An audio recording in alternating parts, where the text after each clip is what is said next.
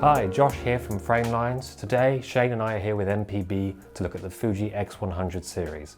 We're going to talk about the differences in the older versus the more recent models, and how maybe if you don't need some of the newer photo or video specs, you can make some savings buying them used from MPB and still get a really capable, competent X100 camera. So to start with, it's important to say that the X100 series cameras make fantastic all-round daily carry cameras. All the X100 models utilize a hybrid viewfinder.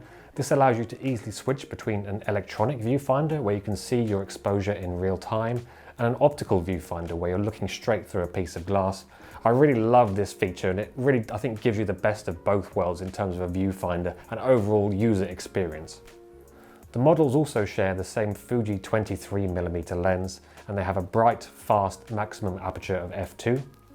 The Fuji 23mm f2 lens also translates to around a 35mm field of view on full frame, which in my opinion is an ideal focal length for a daily camera. So the oldest or earliest of these X100 models I'm going to look at today is the X100S.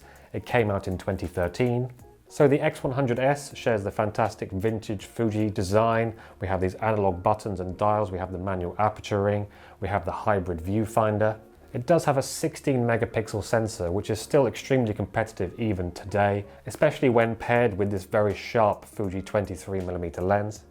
So the X100S can be picked up from MPB for just over £400 at the moment, and if you consider everything you're getting, the hybrid viewfinder, the vintage design, the sharp 23mm lens, this whole package is an absolute steal.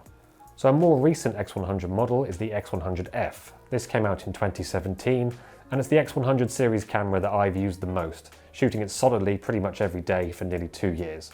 It does have a slight bump in resolution over the S model, moving to the 24 megapixel sensor.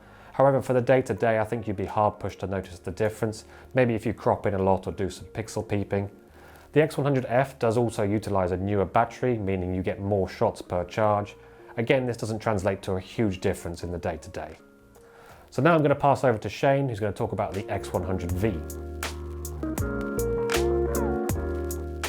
Hi, I'm Shane Taylor. I'm an Irish photographer living in London. So we're going to talk about the X100V, which is the latest model from Fujifilm's X100 series. It was released in 2020 and quickly became one of Fuji's best-selling cameras for very good reason.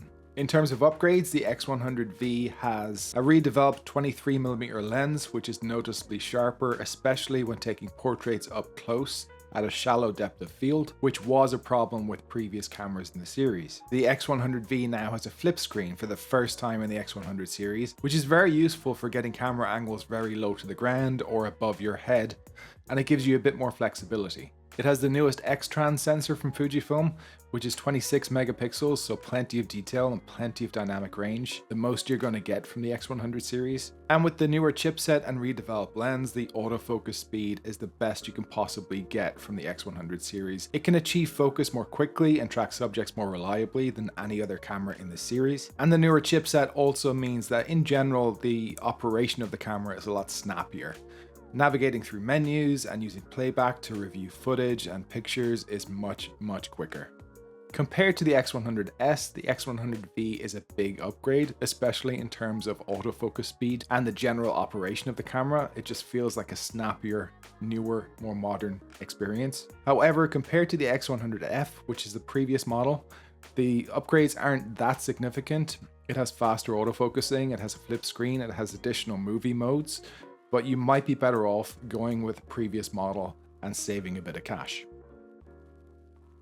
To give you an idea of prices, the X100S is available from MPB at £400, which is very reasonable considering how much camera you're getting for that money, and you also get a 35mm f2 prime lens into the bargain. The focus is slower and a bit sluggish, but that may not matter to you. You might be someone that's interested in taking landscape photographs. You might be interested in a slower approach to photography where autofocus speed isn't that important to you. The X100F is a bit more expensive, coming in at £750 from MPB, but it offers some significant upgrades over the X100S and earlier models in that the autofocus is a lot faster, a lot more improved, and in general the operation of the camera is a lot faster and it has additional movie modes. Now the X100V is quite expensive at just over £1,100 from MPB, which is quite a lot considering it's a fixed lens camera. But if you're committed to this series of cameras, this is the very best you can get. And I think you'll find that it's actually worth the money if you consider how much camera you get in such a small package with the latest modern bells and whistles. So with an overview of all of those cameras, it really comes down to your personal preference. Do you need 4K video? Do you need a flip screen? Do you need fast autofocusing? It's really down to your own needs.